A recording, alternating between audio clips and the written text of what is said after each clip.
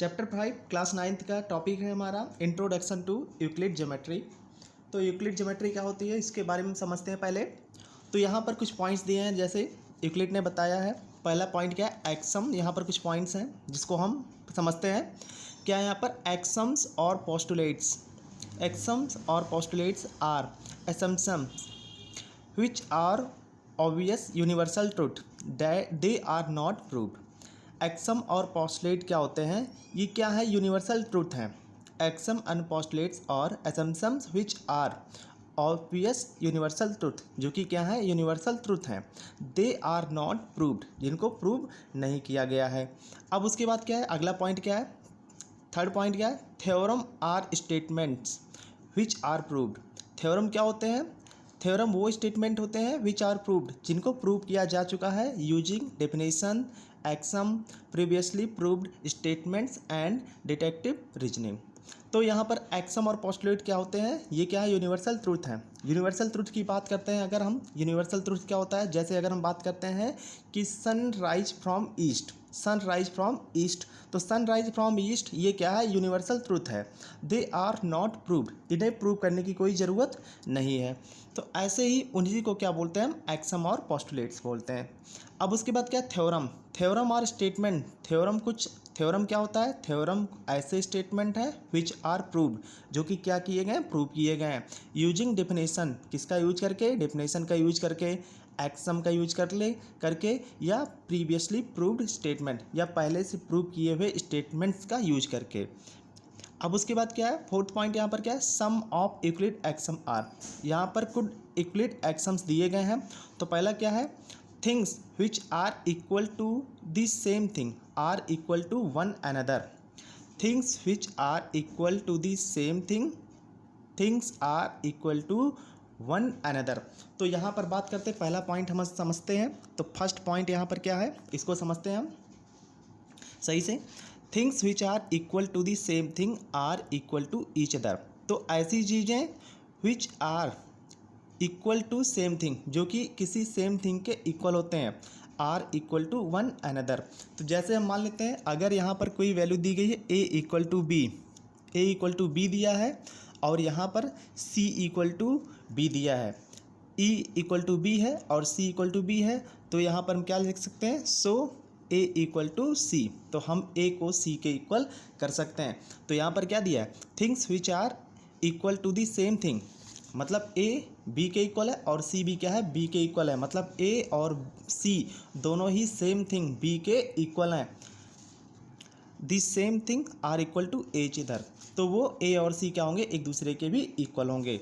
तो पहला point clear हो गया, पहला एक्सम।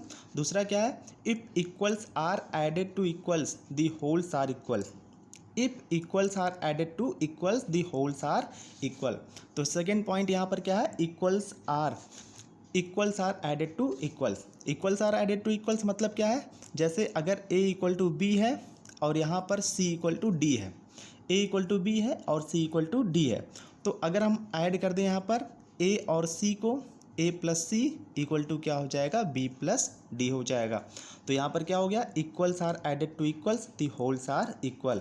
अगर दो इक्वल वैल्यू को हम आपस में ऐड कर देते हैं तो उनका सम भी क्या होगा, एक दूसरे के इक्वल होगा। यहाँ पर होल्स का मतलब क्या हुआ, होल्स का मतलब क्या है, यहाँ पर सम से है, कि मतलब अगर दो चीज़ें इक्वल हैं एक दूसरे को, अगर हम उनको ऐड कर दें तो उनका सम भी क्या होगा, एक दूसरे के इक्वल होगा। तो अब उसके बाद थर्ड पॉइंट है हमारे पास, if equals are subtracted from equals the remainder also equal. अगर दो इक्वल चीज़ों को एक दूसरे से सब्ट्रैक्ट करते हैं तो उनका रिमाइंडर भी क्या होगा, एक दूसरे के इक्वल होगा। जैसे थर्ड पॉइंट है हमारा, अगर ए से हम सी को सब्ट्रैक्ट करते हैं, ए माइनस सी करते हैं, तो यहाँ पर ये क्या होगा, बी माइनस डी इसके इक्वल हो जाएगा। तो यही पॉइंट क्या है यहाँ पर, if equals are subtracted from equals the remainders are equal. अगर इक्वल वैल्यू को हम इक्वल वैल्यू से सब्ट्रैक्ट करते हैं तो उनका जो रिमाइंडर आएगा वो भी क्या होगा, इक्वल होगा। तो थर्ड पॉइंट भी हमारा क्लियर हो गया। अब फोर्थ पॉइंट है, things which are coincide with one another are equal to one another। things which are coincide with one another are equal to one another। जैसे फोर्थ क्या है यहाँ पर, फोर्थ पॉइंट देखते हैं, things which are coincide with one another are equal to one another.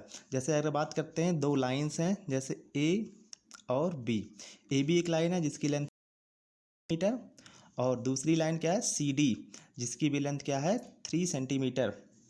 तो अगर ए और बी मतलब अगर ए को ए बी लाइन को उठा के हम सी डी पे रख दें या सी डी लाइन को उठाकर हम ए बी लाइन के ऊपर रख दें तो दोनों क्या करें एक दूसरे को क्या कर दें यहाँ पर ओवरलैप कर जाएं। तो इस पे इस वजह से हम क्या बोलेंगे ए बी इक्वल टू क्या हो जाएगा यहाँ पर सी डी, क्योंकि ए बी क्या हो जाएगा सी डी को ओवरलैप कर जाएगा। तो यहाँ पर क्या दिया है, things which coincide with one another are equal to one another. अब भी ऑप्शन है 4 पॉइंट्स को कुछ हम ऐसा समझते हैं, things which are coincide with one other are equal to one another. जैसे बात करते हैं ये दो चीज़ें हमारे पास, अगर यहाँ पर क्या होता है इस पार्ट को हम इसके ऊपर रख दें तो ये क्या हो जाएगा दूसरे पार्ट को ओवरलैप कर देगा। अगर इस पार्ट को उठाकर हम यहाँ पर रख दें तो ये क्या कर जाएगा ये दूसरे को ओवरलैप कर देगा। तो इसीलिए यहाँ पर क्या दिया है, things which coincide with one another are equal to one another. तो यहाँ पर क्या हो रहा है दोनों चीज़ें एक दूसरे को कोइंसाइड कर रही हैं, इसलिए दोनों ही चीज़ें क्या है एक दूसरे के इक्वल हैं। अब अगला पॉइंट हम देखते हैं क्या है, the whole is greater than the part, the whole is greater than the part. The whole is greater than the part का मतलब क्या हुआ इसको समझते हैं हम। Fifth, the whole is greater than the part. जैसे अगर हम बात करते हैं एक लाइन है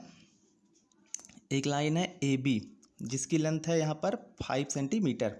इसको क्या किया हमने यहाँ पर बीच से कट कर दिया गया, तो ये पॉइंट क्या बन गया हमारा ए सी और दूसरा क्या हो गया सी बी जो कि कितना है 2.5 सेंटीमीटर। यहाँ पर क्या है जैसे ए बी एक लाइन थी जिसकी लेंथ क्या थी 5 सेंटीमीटर, यहाँ पर बीच से हमने कट कर दिया सी पॉइंट पे, तो दो लाइन हमें मिल गई ए सी और सी बी। अब क्या दिया यहाँ पर the whole is greater than the part, तो यहाँ पर जो ए बी होगा हमेशा क्या होगा ए सी और सी बी से ग्रेटर होगा, मतलब A B greater than A C and A B greater than C B. मतलब ये कंप्लीट ए बी क्या होगा अपने पार्ट से हमेशा क्या होगा ग्रेटर होगा। तो यही दिया यहाँ पर whole is greater than the part. अब उसके बाद क्या दिया है 6, things which are double of the same thing are equal to one another. Things which are double of the same thing are equal to one another. जैसे यहाँ पर बात करते हैं 6 पॉइंट, अगर 2x इक्वल टू 2y है, things which are double of the same thing, double of the same thing मतलब same thing से क्या है डबल है, तो क्या होंगे things are equal to one another. तो यहाँ पर x इक्वल टू क्या आ जाएगा y, मतलब x और y भी एक दूसरे के इक्वल होंगे। मतलब यहाँ पर क्या दिया है x का डबल और y का डबल एक दूसरे के इक्वल हैं, तो x और y भी एक दूसरे के इक्वल होंगे। 7 पॉइंट देखते हैं, 7th पॉइंट क्या है, things which are half of the same thing are equal to one another. Things which are half, ऐसे चीज़ें जो एक दूसरे के हाफ हैं वो भी क्या होंगे इक्वल होंगे। जैसे x upon 2 equal to y upon 2 है, x अपॉन 2 और y equal to y upon 2 है, मतलब x का हाफ और y का हाफ इक्वल है, तो x इक्वल टू क्या होगा यहाँ पर y। तो यहाँ पर 7 पॉइंट भी हमारा प्रूव हो गया। तो यहाँ पर इक्वलिट के हमने एक्सम के बारे में पढ़ा है कि इक्वलिट एक्सम कौन कौन से हैं, तो first second third fourth fifth six seventh. तो यहाँ पर इक्वलिट के 7 एक्सम हैं, इनको हमने समझा। अब इसके आगे की वीडियो में हम इक्वलिट के पोस्टुलेट्स के बारे में समझेंगे।